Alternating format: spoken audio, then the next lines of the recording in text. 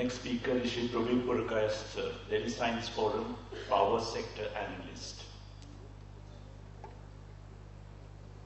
I think time is running out, so I'll just make two very simple observations. The simple issue that we have before us is that if nuclear energy was so important as it is now being claimed, why is it in the last 15 years we have not seen any document in which nuclear energy has this primary position? The second very simple point I would like to make is, if we thought electricity is so important, how is it that in the seventh five-year plan we had put in 21,000 megawatts of installed capacity? In the 8th five-year plan, 9th five-year plan, 10th five-year plans, we have put in less than 20,000 megawatts each. Today, we are surprised. Oh, there is a shortage of electricity. We created an artificial shortage of electricity to promote the Enrons to come in so that we could give them incentives and put in this Enron model of incentives for private power. Having failed to get capital from outside, having failed to put in high cost private power into the grid, we have now come back to say, okay, we need public sector.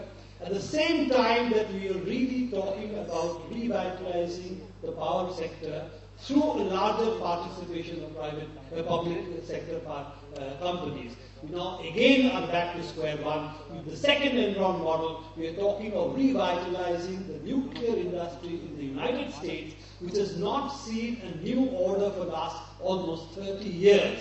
And we are now going to revitalize their industry, putting in the most expensive route to power. And we are talking of putting in 40,000 megawatts of nuclear power in the next 10 years. The total amount of electricity installed capacity in the last 10 years has been 40,000, less than 40,000 megawatts. Sudden love for electricity, sudden love for nuclear power, sudden love for the most expensive form of electricity generation that we can think of today. I definitely think nuclear power has a role. Yes, in the total basket of energy we're looking at the long term, we must keep the nuclear technology alive, particularly which we have built at so much cost to ourselves, but not putting in 40,000 megawatt, not making it dependent on nuclear reactors imported from abroad, not making it dependent on uranium imported from abroad. This is not energy security, this is energy dependence that we are building, and that is what we must do. Thank you, Prabir.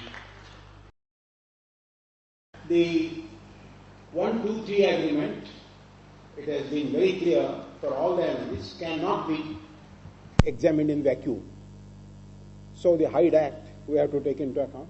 Not only the Hyde Act, but the strategic lock-in in which we are being pushed into with the American establishment, the heart of imperialism. We have been talking about it, we have known it. In fact, I would like to say that this strategic lock-in is older, and that started as early as in 1991, and then the watershed came in 1995, which again was an international agreement entered into without explicit ratification of the parliament. It was a different matter that the government which entered into it had a majority in the parliament, and therefore some kind of a show of debate was made.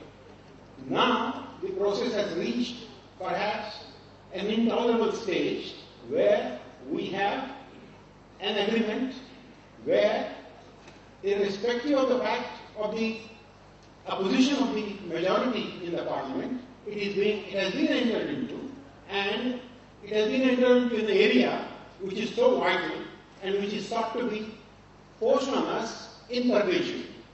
So this is really a kind of a real watershed in that process. And it has implications for not merely this sector and that sector, the strategic and the energy implications, but to my mind, it has very serious implications, very adverse, dangerous implications for the concept, the vision of India as it has evolved through the whole independence struggle and the last 60 years.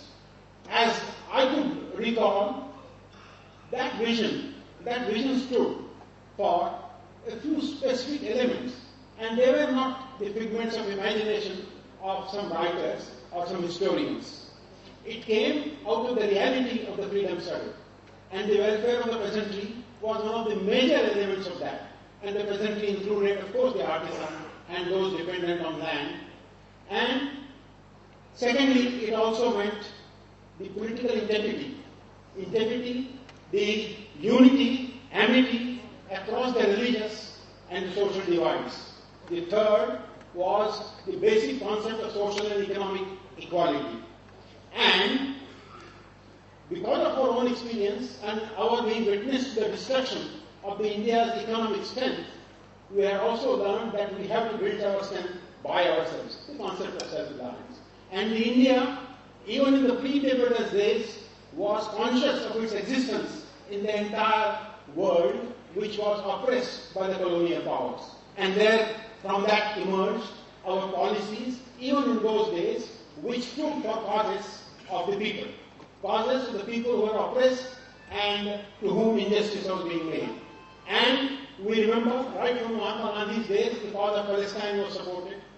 We have the whole history of that.